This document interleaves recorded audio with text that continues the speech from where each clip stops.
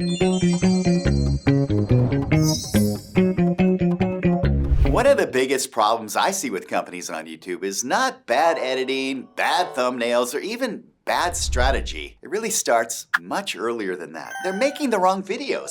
I'm Matthew Pierce, and from this little corner of the tiki bar, I want to talk to you about something that quietly is hurting a lot of business channels. You see, a lot of companies, they're just producing content, but not the kind of content that actually helps a business grow. Because when most teams sit down to decide what videos they actually are going to make, they're really pulling from the wrong places. They might be looking at internal priorities, what leadership wants to say, what the brand wants to promote, what just launched. And I get it. I mean, that's normal, but it's not always the thing that the market actually cares about. And that gap is where I think a lot of businesses and YouTube strategies, they just fall apart. Because YouTube, it doesn't reward videos just because they're important for your company. It responds to videos that answer the question that people are actually searching for. And that is a very different standard. A lot of businesses make videos that basically are announcements in disguise. That's what I call it. Product updates, company-centered thought leadership, broadband messaging with no real buyer relevance. And then they wonder why the channel isn't really doing that much. Usually, the issue is not the effort, it's the alignment. The video, it may make perfect sense internally, but externally, well, it's not connected enough to a real question or a real problem or a real moment of interest. And that does matter because the best business videos on YouTube usually just do one thing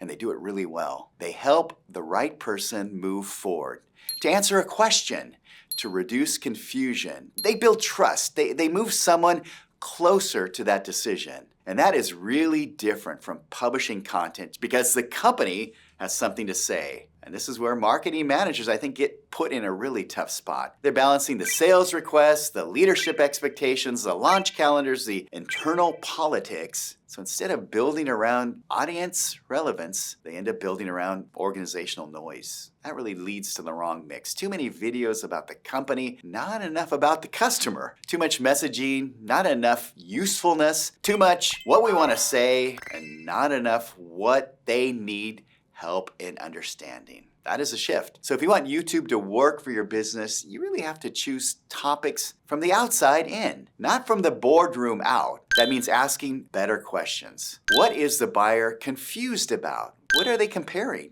What are they hesitant about? What problems are they actually trying to solve? That's where the good topics usually live, where every video needs a job. Some should attract the right people, some should attract trust, some should create clarity, and some should really support conversion. But all of them should connect to a real business value. Because when companies make the wrong videos, they blame the platform. They say, oh, YouTube is slow, it's unpredictable. But a lot of time, the issue is much simpler. They're just publishing content that the audience really isn't asking for. So when I look at a channel, one of the first things I ask are these even the right videos? Not, are they polished? Are they consistent? But do the topics line up with buyer interest and business goals? Because if they don't, well, the channel can't stay busy without becoming valuable. And that's what marketing managers have to protect against. Not making content that actually earns attention from the right people and for the right reasons. I'm Matthew Pierce, and here we keep coming back to that one simple question. How does this help to grow the business? If that's what you're trying to figure out, you are in the right place.